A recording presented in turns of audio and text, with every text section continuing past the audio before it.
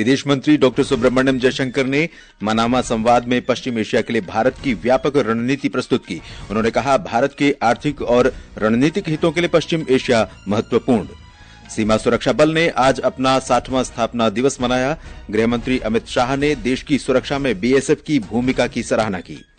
Syria में राष्ट्रपति बशर अल असद का 24 साल का शासन समाप्त। विद्रोहियों ने राजधानी दमिश्क पर कब्जा किया। सिंगापुर में विश्व शतरंज चैंपियनशिप में भारत के डी गुकेश ने 11वीं बाजी में चीन के डिंग लीरेन को हराकर बढ़त बनाई और दुबई में अंडर 19 पुरुष एशिया कप क्रिकेट में बांग्लादेश ने भारत को 59 रन से हराकर खिताब जीता।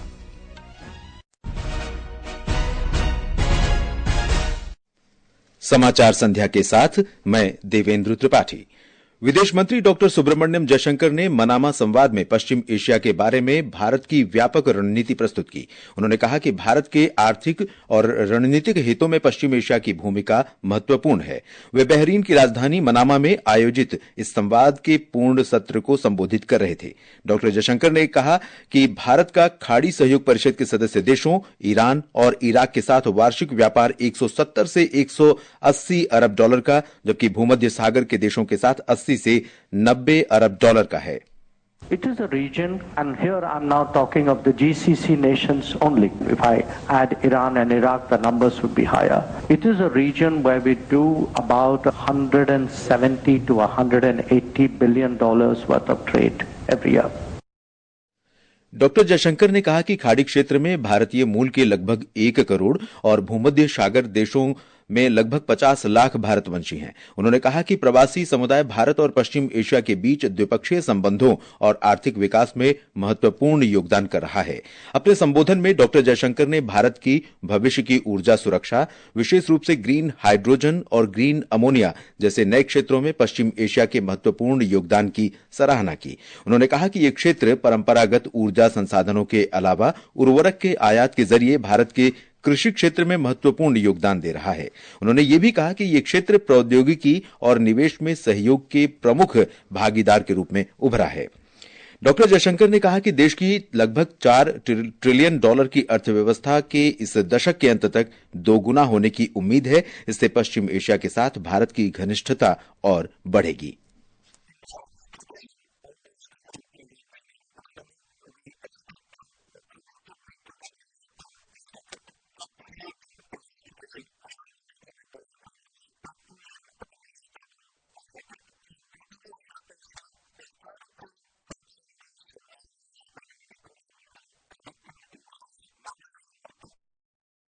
विदेश मंत्री ने गजा, लेबनान और सीरिया सहित इस क्षेत्र में जारी संघर्षों पर भी चर्चा की।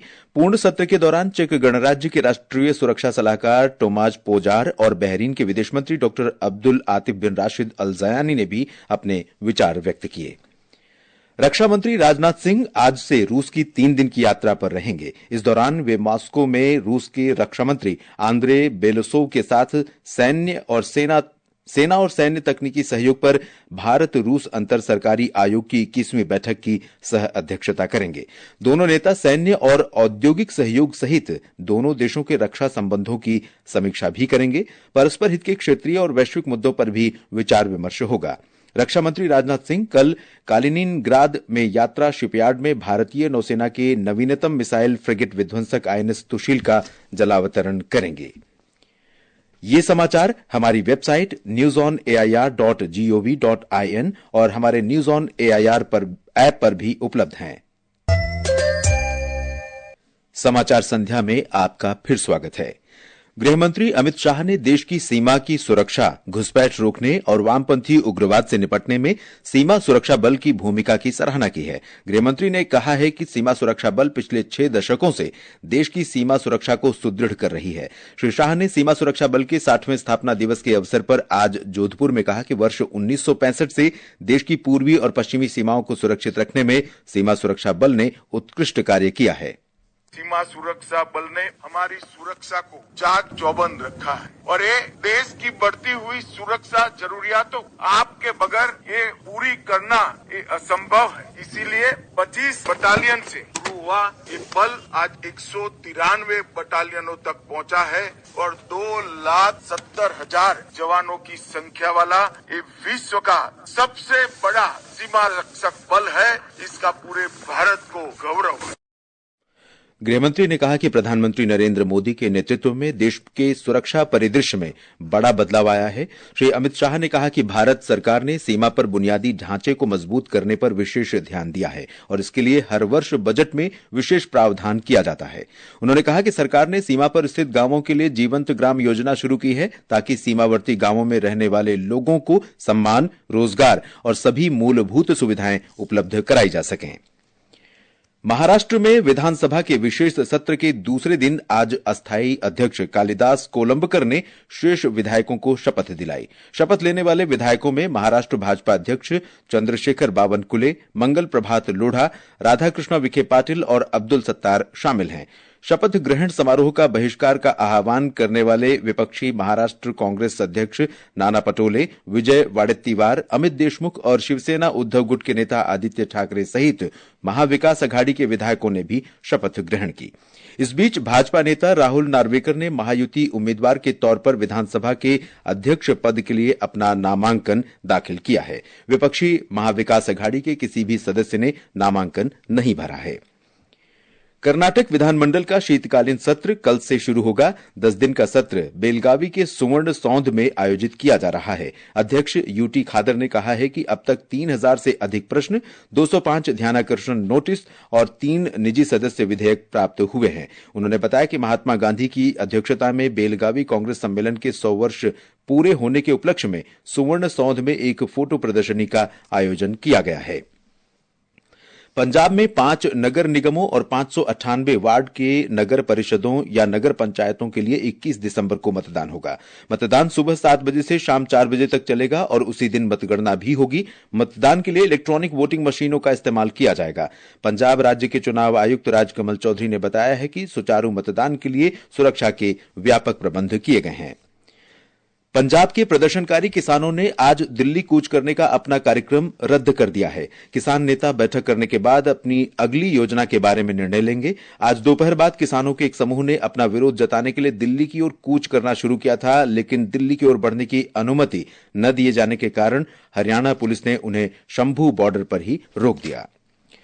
ये समाचार आकाशवाणी से प्रसारित किए जा रहे हैं। ताजा समाचार जानने के लिए आप हमारे social media handle X @AIR News Hindi को फॉलो कर सकते हैं। ये आकाशवाणी है। सीरिया में विद्रोहियों ने राजधानी दमिश्क पर कब्जा कर लिया है। मीडिया के अनुसार राष्ट्रपति बशर अल असद आज देश छोड़कर किसी अज्ञात स्थान पर चले गए हैं। हमारे संवाददाता ने बताया है कि विद्रोहियों ने 2 सप्ताह से भी कम समय में 4 प्रमुख शहरों पर कब्जा कर लिया है। आज दमिश्क की सड़कों पर भीड़ उमड़ पड़ी। वे बंदूकें लेकर जश्न मना रहे थे और प्रार्थनाएं भी कर रहे थे।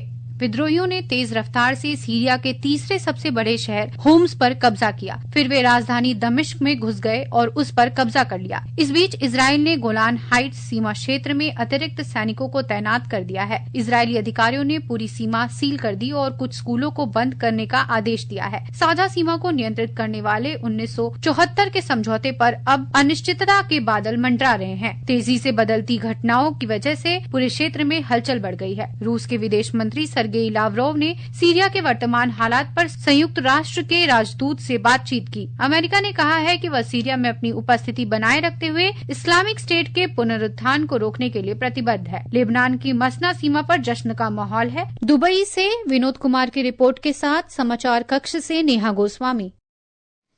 सीरिया की राजधानी दमिश्क में भारतीय दूतावास सक्रिय है और वहां भारतीय नागरिकों की सहायता के लिए उपलब्ध है। विदेश मंत्रालय के सूत्रों ने बताया है कि दूतावास सभी भारतीय नागरिकों के संपर्क में है और वे सुरक्षित हैं।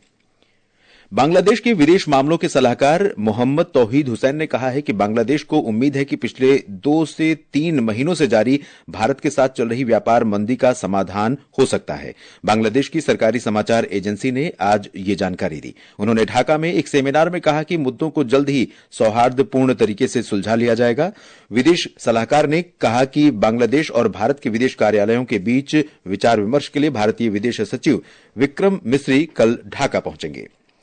प्रधानमंत्री नरेंद्र मोदी कल राजस्थान और हरियाणा के दौरे पर जाएंगे। श्री मोदी जयपुर में राजस्थान वैश्विक निवेश सम्मेलन 2024 का उद्घाटन करेंगे। प्रधानमंत्री जयपुर के प्रदर्शनी और सम्मेलन केंद्र में आयोजित 3 दिन के सम्मेलन के उद्घाटन सत्र को संबोधित भी करेंगे। सम्मेलन से पहले 30 लाख करोड़ रुपए मूल्य के निवेश प्रस्तावों के लिए समझौता ज्ञापनों पर हस्ताक्षर किए गए हैं। हमारे संवाददाता ने बताया है कि निवेश सम्मेलन में 32 देशों के प्रतिनिधि शामिल हो रहे हैं। इस ऐतिहासिक निवेश सम्मेलन की मेजबानी के लिए गुलाबी नगर जयपुर पूरी तरह तैयार है। दुनिया भर से मेहमान गुलाबी नगर जयपुर पहुंच रहे हैं। सुरक्षा और यातायात के विशेष प्रबंध किए गए हैं। ऐतिहासिक स्थल और स्मारक तथा मुख्य इमारतें आकर्षक रोशनी से जगमग है, जबकि मुख्य चौराहों को फूलों से सजाया गया है। उद्घाटन के बाद विभिन्न क्षेत्रों पर आधारित विशेष सत्र आयोजित होंगे। दूसरे दिन प्रवासी राजस्थानी कॉन्क्लेव को समर्पित रहेगा। समापन दिवस पर एमएसएमई कॉन्क्लेव होगा। राज्य सरकार ने इस आयोजन को सफल बनाने और व्यापार तथा निवेश के लिए अनुकूल माहौल को बढ़ावा देने के लिए कोई कसर नहीं छोड़ी है। जितेंद्र द्विवेदी, आकाशवाणी समाचार, जयपुर। प्रधानमंत्री कल ही हरियाणा के पानीपत में बीमा सखी योजना का शुभारंभ करेंगे। इस योजना का लक्ष्य 18 से 70 वर्ष आयु की महिलाओं का सशक्तिकरण करना है। प्रधानमंत्री नरेंद्र मोदी की 13 दिसंबर को उत्तर प्रदेश के प्रयागराज की यात्रा के पहले रेल मंत्री अश्विनी वैष्णव ने आज महाकुंभ की तैयारियों की समीक्षा की। श्री वैष्णव ने प्रयागराज के 5 रेलवे स्टेशनों का निरीक्षण किया। सिंगापुर में विश्व शतरंज चैंपियनशिप में 11वीं बाजी में भारत के ग्रैंडमास्टर डी गुकेश ने मौजूदा विश्व चैंपियनशिप चीन के डिंग लिरेन को हराकर चैंपियनशिप में 6-5 से बढ़त बना ली है। मैच की 29वीं चाल के बाद डिंग लिरेन ने हार स्वीकार कर ली। इससे पहले कल दोनों के बीच 10वीं बाजी भी ड्रॉ रही। चैंपियनशिप में कुल 14 दौर की बाजियां खेली जानी है। लिरेन ने पहला दौर की बाजी जीती थी, जबकि 18 वर्षीय गुकेश ने तीसरे दौर में जीत दर्ज की। दुबई में बांग्लादेश ने 8 बार के चैंपियन भारत को 59 रन से हराकर under 19 Asia cup cricket tournament का खिताब जीत लिया है। फाइनल में 199 रन के लक्ष्य के जवाब में भारतीय टीम 36वें ओवर में 139 पर सिमट गई। और अंत में मुख्य समाचार एक बार फिर। विदेश मंत्री डॉक्टर सुब्रमण्यम जयशंकर ने मनामा संवाद में पश्चिम एशिया के लिए भारत की व्यापक रणनीति प्रस्तुत की। सीमा सुरक्षा बल ने आज अपना 60वां स्थापना दिवस मनाया। सीरिया में राष्ट्रपति बशर अल असद का 24 साल का शासन समाप्त। विद्रोहियों ने राजधानी दमिश्क पर कब्जा किया। सिंगापुर में विश्व शतरंज चैंपियनशिप में भारत के डी गुकेश ने 11वीं बाजी में चीन के डिंग लिरेन को हराकर बढ़त बनाई।